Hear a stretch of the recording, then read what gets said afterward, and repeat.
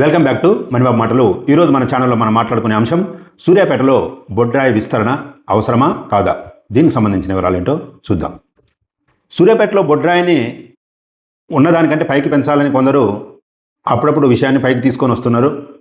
విషయం అయితే పలుమార్లు పైకి వస్తుంది, కానీ ఇంతకు బొడ్రాయి అయితే ఇంతవరకు పైకి రాలేదు. అది మిగతా రోడ్డు కంటే కూడా ఇంకా లోపలికి కూర్చించుకొని పోయి ఉన్నది.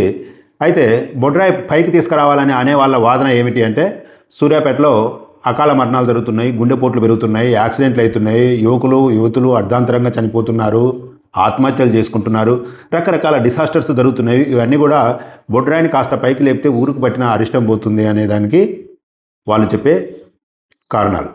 నిజానికి బొడ్రాయి అనే భావన ఏర్పడింది కూడా ఇలాంటి నమ్మక వ్యవస్థ మీదనే. మరి నమ్మకాలు నిజమా కాదా అనేది అది పెద్ద చర్చ. ఎందుకంటే ఊళ్ళోకి అరిష్టం కానీ అంటువ్యాధులు కానీ రాకుండానే వెనకటి రోజులలో ఈ బొడ్రాయి పండుగ చేసేది. కానీ మొన్నటికి మొన్న అంటువ్యాధుల గురించి మనం కరోనా సమయంలో చూసాం. బొడ్రాయి ఉన్న ఊర్లో, బొడ్రాయి లేని ఊర్లో, బొడ్రాయి అంటే ఏమిటో తెలియని దేశాలలో అన్ని చోట్ల కూడా ప్రపంచాన్ని చుట్టుముట్టుకొని పోయింది. కాబట్టి బొడ్రాయి అవసరమా కాదా అనేది నమ్మకాన్ని బట్టి ఉంటుంది. మరి నమ్మకాన్ని కూడా అంత ఈజీగా మనం తీసిపడేసేది కాదు. ఎందుకు తీసిపడేసేది కాదు అంటే, నమ్మకం వ్యవస్థలో ప్లాసిబో, నోసిబో అనే రెండు ఎఫెక్ట్స్లలో అసలు లేని రోగాలు వచ్చేటట్టుకు కానీ ఉన్న రోగాలు పోయేటట్టుకు కానీ మానసిక శాస్త్రంలో నమ్మకం మీద డిపెండ్ అయి ఉంటుందని శాస్త్రవేత్తలు కూడా నిరూపించారు. కాబట్టి ప్రజల నమ్మకానికి కూడా మనం విలువ ఇవ్వాల్సిన అవసరం ఉంది. శాస్త్రీయంగా ఆలోచిస్తే ఇది వేరే సబ్జెక్టు. అకాల మరణాలు జరగటం, గుండెపోట్లు రావటం, చనిపోవటం అనేది not only in Suryapet, not only in Telangana, world వైడ్గా జరుగుతున్నది. దాన్ని WHO వాళ్ళు, అంటే వరల్డ్ హెల్త్ ఆర్గనైజేషన్ వాళ్ళు చెప్పేది అదే అవుతున్నది. ICMR, Indian council for medical research వాళ్ళు అదే చెప్తున్నారు. జీవనశైలి మారటమే కావచ్చు, అధికంగా నాన్ వెజ్ తీసుకోవటమే కావచ్చు, మద్యపానం, ఫిజికల్గా ఎలాంటి యాక్టివిటీ చేయకపోవటం, రకరకాల కారణాలతోటి అన్ని చోట్ల ప్రజలకు కూడా యుక్త వయసులోనే చనిపోతున్నారు.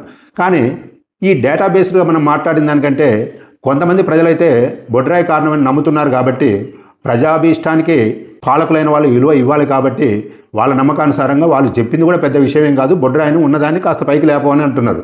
అదేం బడ్జెట్కి సంబంధించింది కాదు. అది పైకి లేపడానికి ఏమైనా రాష్ట్ర బడ్జెట్ రావాలి, కేంద్ర బడ్జెట్ రావాలి, మనం ప్రపోజల్ పంపాలనేది కాదు. కేవలం ముందుండి వ్యవహారం నడిపిస్తే ప్రజలే ఆ పండుగ చేసుకుంటారు. దీనికి అఖిలపక్ష కమిటీ వాళ్ళు కూర్చొని ఏర్పాటు చేసుకొని ఉండి ఒక ముహూర్తం నిర్వహించుకుంటే చాలా సింపుల్గా అయ్యే పని. అయినప్పటికీ సంవత్సరాల తరబడి దాన్ని కొనసాగించుకుంటూ వస్తున్నారు. అప్పుడప్పుడు ఆ డిమాండ్ అయితే పైకి వస్తున్నది, కానీ బొడ్రాయి మాత్రం పైకి రావట్లేదు. ఇకపోతే అసలు ఆ ఉన్న చోట బొడ్రాయిని పైకి తీసుకురావాలా, ఇంకేమైనా మార్పులు ఉన్నాయా మరి అనేది కాక ఆలోచిస్తే కొంచెం ఒక రెండు విషయాలు మనం లోతుగా పోయి ఆలోచించాల్సి ఉంటుంది. ఏంటంటే అవి, బొడ్రాయి అనేది అంటే నాభిశిల. మన మనిషికి సెంటర్ పాయింట్ దగ్గర బొడ్డు ఎలానో, ఊరికి బొడ్డు దగ్గర అంటే centre of the village, centre of the town, అక్కడ ఉండేది బొడ్రాయి. మరి ఆ కాలంలో, అప్పుడు ఎప్పుడో కాలంలో ఊరికి మధ్యన అక్కడ బొడ్రాయిని పెట్టారు. ఇప్పుడు సూర్యాపేట పట్టణ పరిధి విస్తారంగా పెరిగిపోయింది. ఇప్పుడు బొడ్రాయి ఎక్కడ అనేది అదొక $1 మిలియన్ ప్రశ్న. ఇకపోతే బొడ్రాయి పెట్టిన దగ్గర ఆ సాంప్రదాయం ప్రకారంగా మన ఊర్లోకి ఒక ఆడపిల్ల కోడలుగా వచ్చిందంటే ఫస్ట్ బొడ్రాయిని సందర్శించుకొని తర్వాత మన ఇంట్లో అడుగు పెట్టాలి.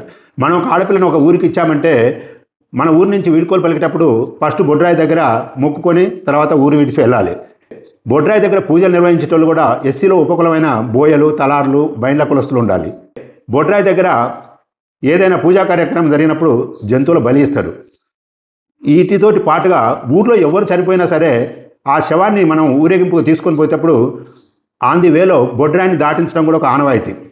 మరి ఈ అన్ని సాంప్రదాయాలు మనం పాటించాలి అంటే ప్రస్తుతం ఉన్న బొడ్రాయి దగ్గర చాలా ఇరుకైన పరిస్థితి. కనీసం 2 ఆటోలు ఒకేసారి తిరగాలన్నా కూడా తిరగలేని పరిస్థితి. కానీ మరి ఇప్పుడు అక్కడ బొడ్రాయి నిర్వహించాలంటే అక్కడ రోడ్ల వెడల్పైన చేయాలి, లేదా బొడ్రాయి స్థానాన్నే ఏరియా దగ్గరికైనా మార్చాలి. ఇది పెద్ద లోతైన సబ్జెక్టు, పెద్ద భారీ ప్రణాళిక.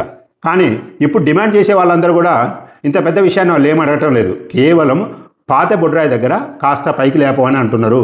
మరి దాన్ని అదేమి డబ్బులతోటి ముడిపడి ఉన్న వ్యవహారం కాదు. కాబట్టి సూర్యాపేటకు అదొక అందమే. కాబట్టి ఎందుకంటే మనది కొత్త బస్టాండ్ పోయి ఇప్పుడు హైటెక్ బస్టాండ్ అయింది, పాత రోడ్లు పోయి ఇప్పుడు CC రోడ్లు అయినాయి, పాత బైపాస్ పోయి కొత్త బైపాస్ అయింది, కలెక్టర్ ఆఫీస్ వచ్చింది, SP ఆఫీస్ వచ్చింది, అసలు జిల్లా కేంద్రంగా మారినాం. ఎన్నో పాత ఇండ్లు కూల్చేయబడి మళ్ళీ కొత్తగా అందంగా అపార్ట్మెంట్లు అవుతున్నాయి. ఊర్లో ఇన్ని మార్పులు జరుగుతున్నప్పుడు, ఇన్ని సుందరీకరణ పనులు జరుగుతున్నప్పుడు మన బొడ్రాయి మాత్రం అంత కుచించుకొని పోవటం ఎందుకు? పైగా ఆ ఉన్న స్థానం దగ్గరనే కాస్త పైకి లేపి కట్టడం అనేది చాలా సులువైన పని.